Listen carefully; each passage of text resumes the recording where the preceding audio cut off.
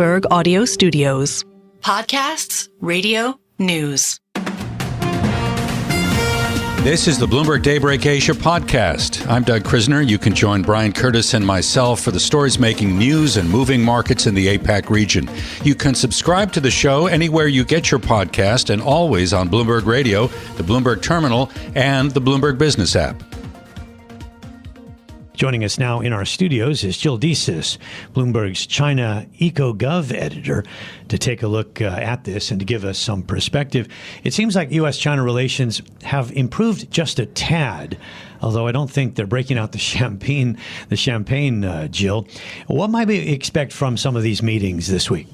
Well, Brian, first of all, I guess I would say that when you compare to where we were just a year ago, U.S.-China relations have actually picked up, I think, quite a bit. Remember, at this time last year, we were in the middle of the whole alleged Chinese spy balloon debacle that really kind of took off and heightened tensions here. I think what you're expecting out of this meeting between the head of the U.S. Chamber of Commerce in China this week is, Suzanne Clark. She's expected to meet with a bunch of Chinese and American officials. Her delegation there is supposed to meet with a bunch of senior government officials, local business leaders in China. I think ultimately really, just trying to get a handle on what exactly is, happening in terms of U.S. business relations in China. Remember, foreign investment in China has, fallen off pretty dramatically over the past couple of years as tensions have increased and during the pandemic. So I think any kind of, any kind of dialogue that these two sides can ultimately have over that would probably be productive from her perspective. One of the sticking points, I think, is the technology, the export controls. And I don't know if the Chamber of Commerce has an opinion on this. Certainly the White House does. And they've been very, very strict in disallowing American firms to give China access to some of the most sophisticated equipment when it comes to the manufacturing of semiconductors. This seems to be pretty immovable on the part of the states. Wouldn't you agree with that? Yeah, I mean, I'm not sure how much the U.S. Chamber of Commerce would ultimately have in terms of leverage or leeway to discuss that with the Chinese side. I'm not sure whether or not that's actually going to come up during these meetings. But yes, I'd say that going into 2024, you really saw a ratcheting up of, some concerns over those types of export controls. I mean, we saw at the beginning of the year that the Biden administration was looking to, exploring ways to strengthen tech curbs in general. I mean, this has been a long-standing issue between the U.S. and China. We saw this really ratchet up during the Trump administration, this idea of trade curbs and concerns about China's access to advanced technology. We really saw that just accelerate during the Biden administration. I still think that from the Biden administration's perspective, you have a lot of the whole Huawei phone issue that unfolded late last year was really a major headache for the Trade Commission. Yes, go ahead. Well, I was just going to say, sure, because that gets to a delicate area, which is, to be fair, the U.S. is not trying to deny China access to high levels of technology, only the highest levels. And that's what that Huawei phone sort of suggested, was there was the danger that they were going too far. Yes. And I mean, I think since then, we've even seen the U.S., sort of reach out and try to pressure other countries into preventing China from obtaining the highest end technology. So I think that, that continues to be an issue that I'm sure is just going to accelerate getting into the rest of this year, given that we've got this incredibly critical presidential election in the U.S. But I'm thinking back to last week with the NVIDIA earnings. Didn't the company highlight the problems with these export controls as a reason for the dismal performance in China? Yes. I mean, I think that, there's been, quite a bit of pushback from the technological side on a bit of this, so, I mean, that's certainly, I think, from a private business perspective, a major concern as to how exactly you kind of operate within these sorts of fields. I think that the issue, though, is that it doesn't really seem like the Biden administration is letting up. All that being said, I would point out that, independent of this U.S. Chamber of Commerce visit in China, you've seen some other attempts by the U.S. to try to smooth over relations with with China recently. We just saw, a delegation from the Treasury Department make the case to top officials in Beijing that Janet Yellen, the Treasury Secretary, wants to visit this year. So it is a really, really complicated balance for the U.S. to kind of walk here, where they obviously have the leverage in terms of trying to continue implementing these curbs, but they're also trying to maintain at least somewhat cool tensions with relations with China right now. The timing is interesting because it's coming right before the NPC meetings next week, the annual gathering of China's parliament in Beijing. So let's talk a little bit about what we might see out of that. We'll always get the target for economic growth during the year, and perhaps we'll get some indication about deficit spending, Jill? Yeah, I think that at this point, so this is, the most important kind of political legislative gathering of the year in China, and it's really something that sets the agenda for the rest of the year. So you've got all these lawmakers coming in, sort of reading over policy documents, then they've got to leave this meeting and then go implement all of these rules. As you mentioned, the GDP target is likely going to be announced. A lot of economists think it might be fairly aggressive this year. In terms of deficit spending, I mean, I think that the thing that China has to really sort of, the line that China has to walk this year is that they're really concerned about local governments in particular taking on more debt than they're able to afford. There's been a lot of chatter about whether or not the central government needs to take a larger role in terms of taking on some of that debt and alleviating some of those burdens among local governments. I think what we'd be looking for out of this meeting is what they're going to be setting that budget at, how much in sovereign debt they plan on issuing this year, what exactly that level of calculation looks like, because as we know, China is still dealing with a lot of serious economic pressures that don't really seem to be going away, and they've got to kind of manage what that recovery and growth trajectory looks like. Do you think there will be a mention of the equity market? We've got a new regulator in place and some new policies, a task force now to monitor short selling and things of that nature. I'm wondering whether or not the higher ups might address what's been going on in terms of the equity market and new regulation. I mean, that's certainly a great question. I think that, replacement of that top market regulator just a couple of weeks ago was a pretty big surprise on the part of Xi Jinping. I mean, remember, Bloomberg also reported that Xi had met with, top market officials to kind of figure out how to stem this market rout, which at this point is something that has reached something like $6 trillion in value. So, I mean, it's certainly top of mind among officials. And we've seen even, major officials, including Premier Lulu Chen, actually address concerns about the market rout, maybe not in specific terms, but certainly sort of vague pledges to, enhance confidence, that kind of thing. So it's possible that something comes out of that. Otherwise, I wouldn't be surprised if you do see, reports within Chinese state media in the next few weeks about everybody from Xi Jinping to Li Chang to, any other, this new top market regulator that they have in place, kind of trying to meet with, businesses and others to assuage concerns about the market. Well, the equity market is one thing, but perhaps bigger would be the property market, and perhaps something coming out that would speak to building a little bit of momentum in tier one cities, because that's what they've done in the past to try to help downturns.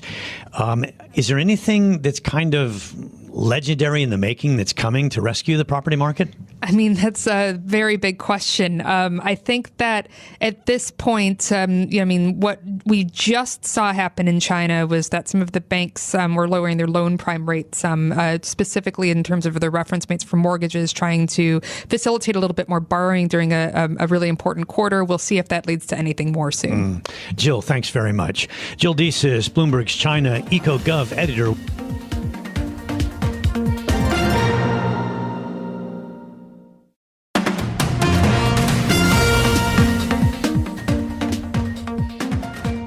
Lulu Chen, Bloomberg Asia investing and real estate team leader, who joins us from Hong Kong. Lulu, thanks for being with us. First of all, give me a sense of scope. How big is the quant industry in China, and what do they do? Well, the quant industry is a booming sector. It's really picked up in the past few years, and it's attracted not only local industry players like Ming Hong and also Ling Jun, but also a lot of foreign players like Disis and also Two Sigma. It's a sector that's been gaining quite a bit of attraction and managing some 1.58 trillion yuan in combined assets. I think we're quite curious, too, the impact on international investors. You mentioned that there were some players like D.E. Shaw in this, but for other international investors, does this make them more nervous about investing in China? So the effect on international investors, a couple of fronts. Direct impact, not so much, because if you look at DA Shaw and Two Sigma, the strategies that they're focused on was not the target of these crackdowns. And then there's also the requirement, the change in regulatory requirement that now expands the scope of reporting on quant trading strategies to offshore investors via the mainland to Hong Kong trading link. So that could affect some investors. And then there's the broader sentiment, right? The moves that we've seen are pretty extreme. The scenes coming out of China, one fund lost their access to the market completely. Another one got their short bidding orders rejected by brokers, and then regulators sending people out in person onto the trading floors to monitor their trading strategies. This reinforces the concerns that international investors have, which is the lack of consistency and transparency through these verbal window guidances. That is the bigger fallout out of this series of events. I'm wondering whether there's a bit of blame on the part of Beijing, focusing on the quant funds because they do use computer algorithms to execute their trades, whether Beijing feels as though some of the market weakness that we have seen recently is due to these quant strategies. Yeah, that is the narrative coming out, that quants are to be blamed for the meltdown that we've seen. And what's really happened is a lot of these quants were crowded in trades in the smaller stocks in China. They are more prone to mispricing and more profitable for computer programs to exploit. And at the start of the year, when there was a sharp decline in small cap stocks, that prompted quant products with heavy exposure to trim holdings. This massive sell-off triggered losses in derivatives known as snowballs, and it caused a quant quake, if you will, and forcing a lot of brokerages to dump index futures as well. And so it really pushed up the hedging costs for market neutral products, and some of the more leveraged ones were really hit, forcing them to unwind positions even more, and that cascaded into a spiraling effect in the market. The CSRC says that these are not really targeting short selling, but rather abnormal trading. How does the CSRC actually categorize abnormal trading? I think the best way to look at it is who they penalized, and looking at Ling Jun, which is one of the most influential quant funds in China. They lost access to the market for 3 days for dumping a combined 2.57 billion yuan of shares within a minute when trading resumed on Monday following the holiday. And so in this case, their crime was dumping shares in a very short span of time, and hence affecting markets. So the regulator now has a new leader. I guess they've referred to this person in a number of ways. You can maybe unpack that a little bit for me, but I'm wondering whether or not, in your view, Lulu, you cover this on a daily basis, whether there's going to be a lot more heavy hand when it comes to new regulations in China. Well, when Wu Qing stepped into the position, one of his remits was to stem the market rout, and to a certain extent, he has managed to do that. If you look at Asia market right now, it's rebounding. He does have a reputation for being the broker butcher in the past, issuing quite severe punishments and clampdowns on brokerages. So Beijing has brought in a regulator head who is known for his strong-armed approach towards regulating markets. And I think for the short term, yes, it's helping the rebound, but longer term, people are asking whether these measures. Yeah. In about 30 seconds or so, Lulu, what are we seeing at the moment from the so-called national team? So Bloomberg previously reported that national team was thinking of introducing a stabilization fund of $298 billion, and that money coming from offshore brokerages and investment institutions could be used to stabilize some of the markets in China. We suspect that some of that money is now at play, and that's why part of the rebound is happening. Lulu, we'll leave it there. Thank you so much for joining us and sharing your expertise. Lulu Chen, Bloomberg Asia Investing and Real Estate Team Leader.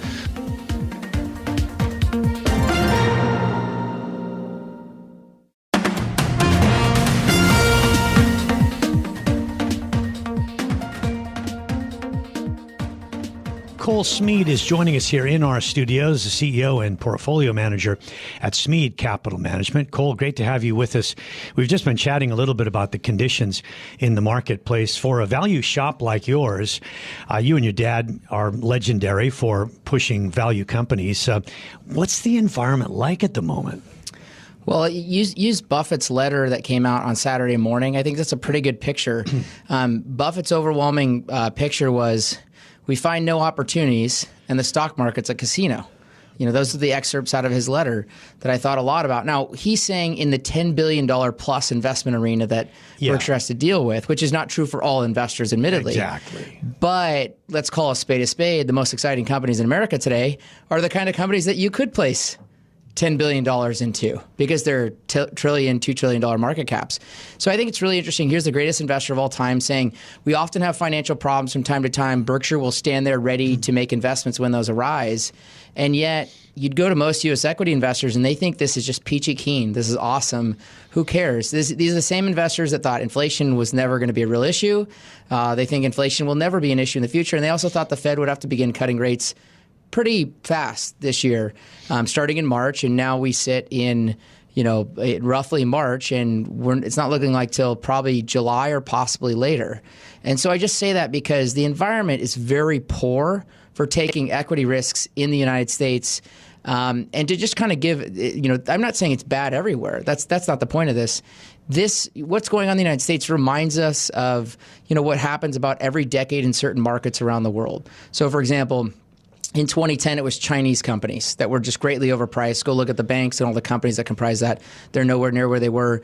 Go look at Japan in 89, 90. Same kind of thing.